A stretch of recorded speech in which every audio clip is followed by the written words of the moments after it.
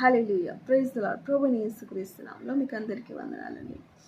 రోజు మనం ప్రార్థించుకుంటూ వాక్యాన్ని చదువుకుంటూ ముందుకు వెళ్తున్నాం, కానీ ఆత్మీయంగా మనం బలంగా ఉన్నామా? ఒక సమస్య అనేది వచ్చినప్పుడు మనం దాంట్లో నిలబడగలేంత విశ్వాసం మనలో ఉందా? అంత ప్రార్థన జీవితం మనకు ఉందా అని మనం పరీక్షించుకోవాలండి.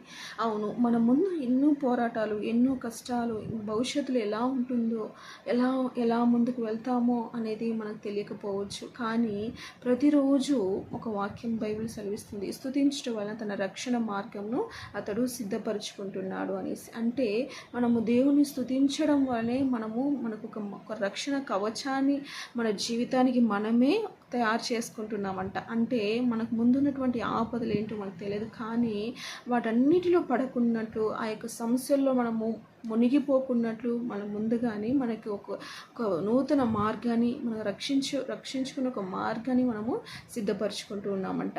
కాబట్టి స్తుతించడం మానవద్దండి. యేసయ్య చెప్తున్నాడు, ఆయనకు స్తుతుల మీద ఆశయుడై ఉన్న దేవుడు అంట. హల్లెలూయా. అందరూ మనము ఇచ్చే కానుకలుగానే దేవుడు ఇష్టపడడు, కానీ ఆయన స్తుతించడం ద్వారా మహిమపరచబడతాడు. ఆయన స్తుతించడం ద్వారా ఆయన సంతోషిస్తాడని దేవుడు ఆశపడుతున్నాడు. కాబట్టి మనం స్తుతించడం వలన మనకి ఎన్నో గొప్ప ఆశీర్వాదాలు దేవుడు పెట్టి ఉన్నాడు. కాబట్టి స్తుతి మన జీవితాన్ని, మన పరిస్థితిని మారుస్తుంది. కాబట్టి స్తుతించడం ఈ రోజు నుంచి మనము తిరిగి మొదలు పెడదాం, దేవుని నామాన్ని మహిమపరుద్దాం. God bless you all.